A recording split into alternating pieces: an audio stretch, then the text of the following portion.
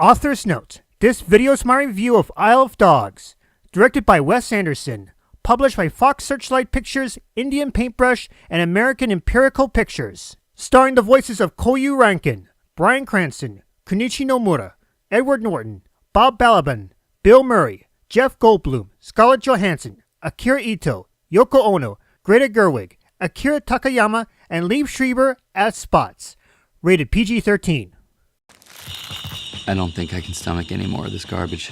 Well, folks, after a few weeks, I finally went out and watched The Isle of Dogs. How did it turn out? Well, let's take a look. When I first saw the trailer for this film, it felt like it was going to be a great movie, and after watching it, it is a great movie. Anyway, the city of Megasaki is engulfed by a paranoia over the dog flu. This results in Mayor Kobayashi banishing all canines to Trash Island, but his nephew and ward, Atari Kobayashi, flies to the island to reunite with his dog, Spots. The animation is all stop motion, similar to another Wes Anderson classic, Fantastic Mr. Fox.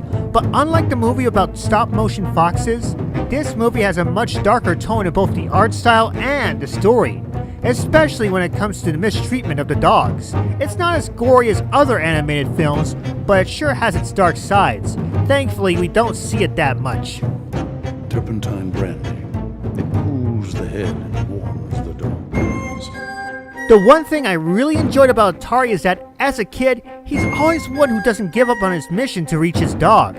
Even with all the obstacles in his way, he still pushes himself to reach Spots. But that kid really needs to watch his own health.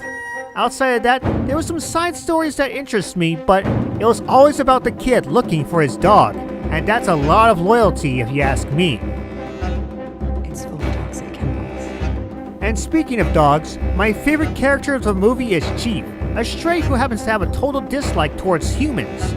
He starts out hostile towards Atari, but as the story goes on, we find a much more kinder, gentler creature hidden within that savage beast. I'm not giving away any plot points, but you'll understand why Chief is the best of the pack. Now, I am aware of the criticism towards this film due to its negative portrayal of Japanese culture. And as an Asian American with Japanese heritage, I see this film more as criticism towards mankind in general rather than just one group of humans. How we let our own fears get the best of us. How we cling onto a mortal savior just to feel relieved. Time after time, we need a reminder on how to be humble and never to cave into our fears. And this movie, believe it or not, is that example. Overall, Isle of Dogs is now one of my favorite films of 2018. While it carries a darker tone compared to most animation, it maintains a heartwarming presence that reminds us never to be cruel towards man's best friend.